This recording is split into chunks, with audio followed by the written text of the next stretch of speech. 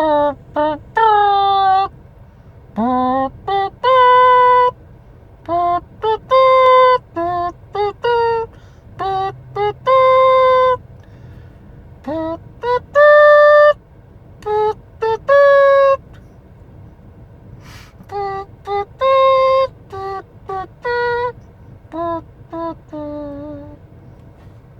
don't have an actual horde effect thing, so I'm just, improvising with that. That was for Friday Night Titans. It's at its end. I'm told there is some recorded, like a match, specific match that's been recorded. That I'm glad it is. Anyone who's seen my last week's episode knows what I'm talking about. That's all I know. Or at least it's all I wanted to know anyway. So, that's all you're going to get. Because I don't really know the results either. I'm glad that I don't, because I want to be surprised to see if it... Depending on who they face, though. Because if it's a specific particular team... But if it's not, then, it is what it is. At the moment, I am waiting for a buddy to come back from Farmington, aka my Bird Pit co-host. I don't know why I forgot to take that. Oh, that was stupid of me.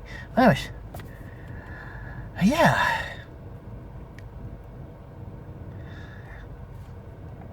The match. So, we're putting that in. We're leaving that in. Up. Stay. So, our debut match apparently was a singles title a singles title was the main event. We'll get to that in a minute, but right now we're in a weird undercard of a singles match that's between the debut of Chosen Dandapani as a singles competitor against Glory Jean,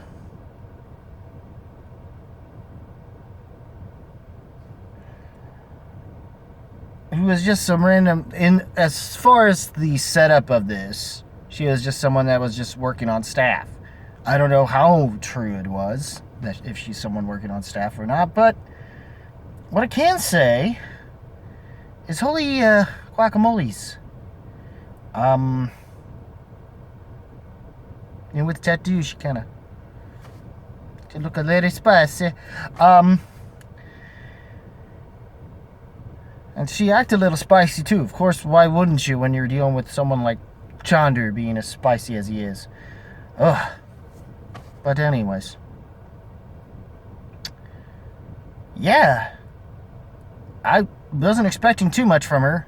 I thought they were making it to where it seemed like a shoo-in for Chandra to win his singles debut. The way it was, but I was pleasantly surprised to be wrong.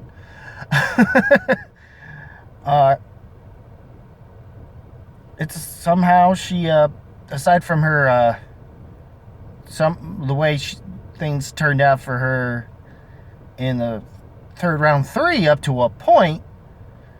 I mean, she's got a lot to work. Like, we were to continue Schmoedown in general, she'd have had a lot to work on, for sure. Shame that's not going to be much of the case, but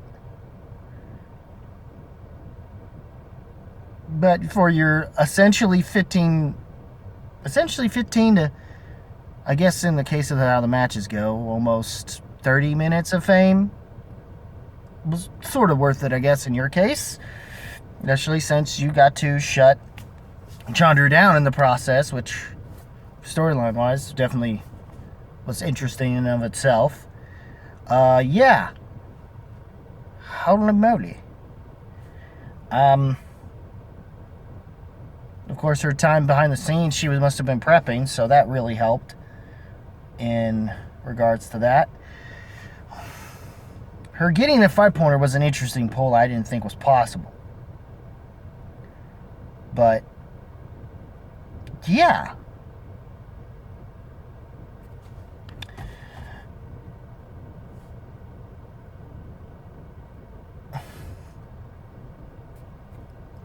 It's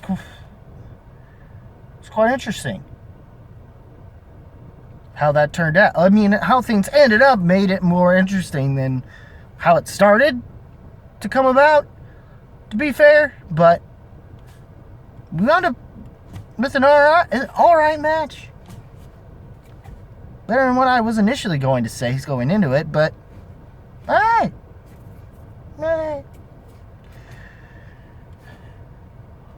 And then, of course, we get to not really an underwhelming, but not nearly up to the caliber of what we got between Levine and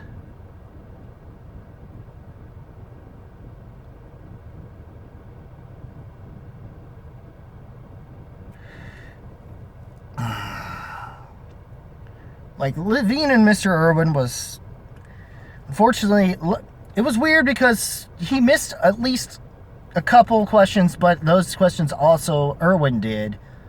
So it was almost kind of a moot point that he missed questions in that regard, because everything else since he hadn't missed. So it was a weird thing, because when it came to this matchup going into it, it was either he was going to have to play perfect or hope Sam misses, and somehow one did happen and the other didn't at the same time.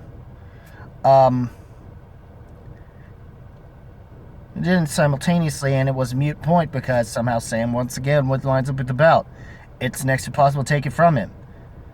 The only possibility, but even that is in and of itself being debatable, is that we might be getting the rematch we've been wanting between Sam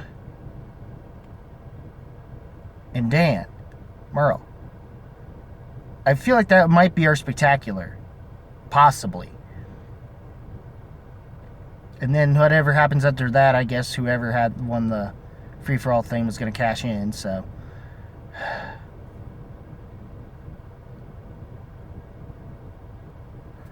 So there's that. At least that's my guess for going into what they're going to do for spectacular, but. Because that's a match I think a lot of people want to see.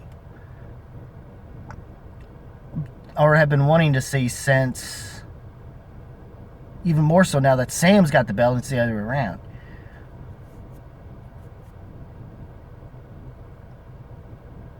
Dan has the MVP thing for the number one contendership that he could use. Plus we might, I don't know if there's what matches are gonna be, what, and how they're gonna, like, now because of this being all over, they're gonna have to basically cover all their bases, and whoever's has a number one contendership needs to be taken care of, whoever's freaking has a freaking, hopefully they cover all their bases, and sort of was able to, so that with this ending, it can feel finite, I guess, enough that we can still miss it, but we'll be able to move on. I don't know how they're going to handle it in the next couple months since Titans is done. I know there's supposed to be an exhibition one. I don't know if that's September that's going to have that happen, starting here in this month of August, or all I know is that it was more the round 2 that did him in, I guess, for Wizarding World, but it was more that he didn't do what he needed to do in clearing round 4, which is what he would have needed to do to keep up and not be as far behind as he was. He was lucky enough that he did well enough to make it to round 5, but he needed to basically hit all of his questions no matter what. I mean, at least no matter what, he was going to have to hit his 5. So, just to even get Sam to even answer a question, and that's not what happened. So it was just an unfortunate situation of a match, to where, like, it was more that Ursa Irwin didn't live up to the snuff he needed, the level he needed to even face him, or to overcome him, so to speak, at this point. But I mean, he was surprisingly able to still pull everything else. Sure, he had to go to multiple choice a couple times in round 2, but not nearly as much as it seems Irwin had to, which must have been the bigger crutch. But I'm not even sure. I still think there is a possibility that maybe Sam might have been able to pull something out with a couple 2-pointers still in Wizarding World if he had it instead. I don't know.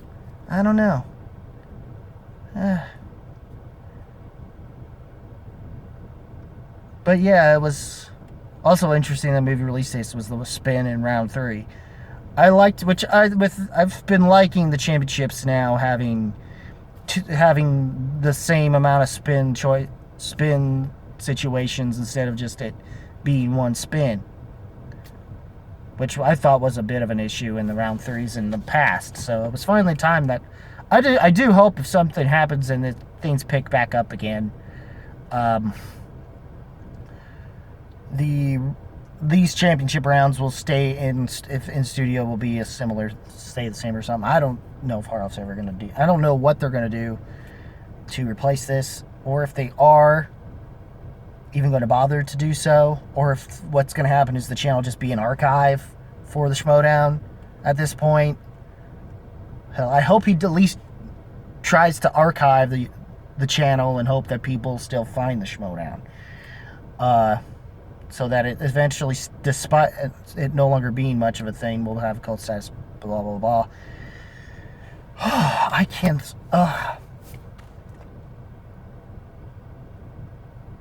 The match I want to see, I can't wait to finally see when it does get aired.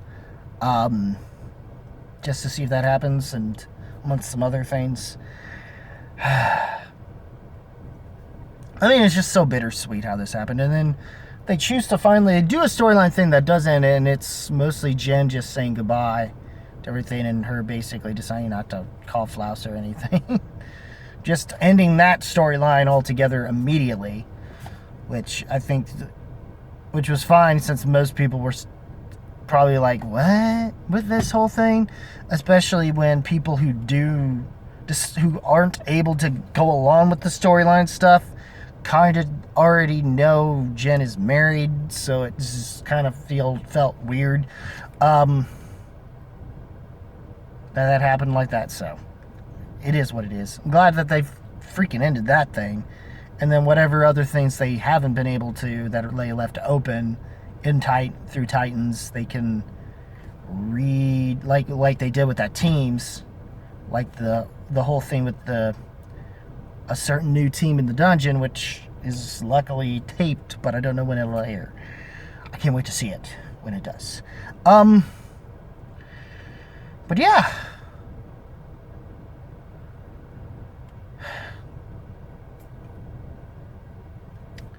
Other than that, I think I've covered all my bases and said the same thing over and over again as I usually do, which is fine.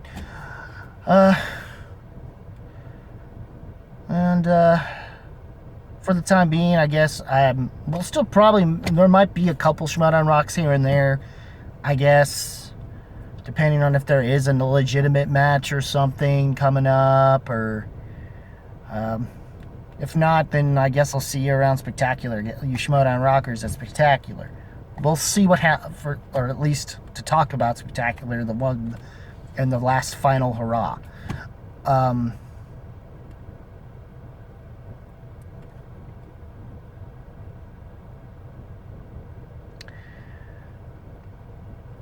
And yeah, I think that's it, guys. Then I can talk about for the time being, because so far we have still King Arthur with the belt. Sam still has the belt. King Arthur has the belt.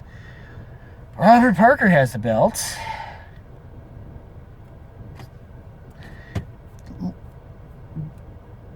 Feeling bittersweet about it. Still, but not as much. If there is a couple other matches here and there where he shows that he's bounced back, then I'll be happy. Of course. Dungeon Master spoken. The next thing also being, which I think that's what they're going to do, is do the rematch, I guess, with, because there's a couple people that still have rematch clauses, so I almost wouldn't be surprised if those get addressed after a match is done, or if they decide to say screw it and do a triple threat and just get out of the way just for time's sake constraints. Possibly. I could see it happen. And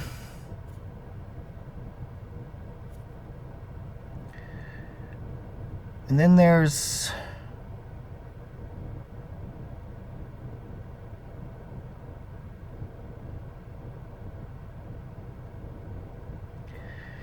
I think that, yeah, you know what? Yeah, that is officially it that I can think of at the moment. Till, I mean, I guess the Star Wars belt, they're still going to eventually show us what's going to happen with that, and whoever, I guess, is going to win that one number one contendership match that's left over yet is probably whoever it is going to face Andrew DiMolanta. Either we're going to get the rematch from the finals of the Star Wars tournament from a couple years ago, from season 7, or we're going to finally get DiMolanta versus DiMolanta.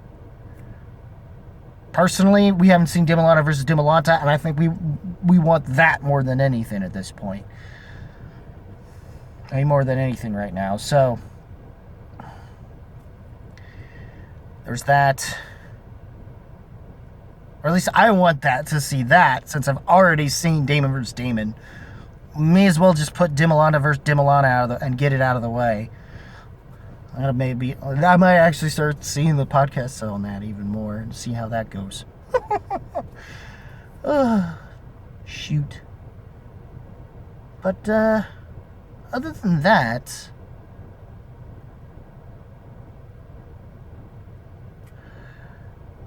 there's teams, Intergeekdom, singles. Yeah, I've pretty much covered all the championships up to a point. Unless there's something missing, I might find out by Spectacular, who knows. Or within the weeks to come, if there's some other matches left on the cutting room floor, other than the one teams match I've mentioned. What did you guys think of this final episode, this final hurrah of the Titans format? Leave a comment below, let me know. Also, if you like this video, rock that like button with the rest if you must. Hit the subscribe button, click the notification bell. Well, link in the description to all my other socials and so on and so forth. And as always, guys, keep it random, keep it real, keep it rocking. If you smell what the movie trivia Schmoedown, Schmoedown rocks, Skype Entertainment, so on and so forth, was, and probably for at least a couple more months, still is cooking.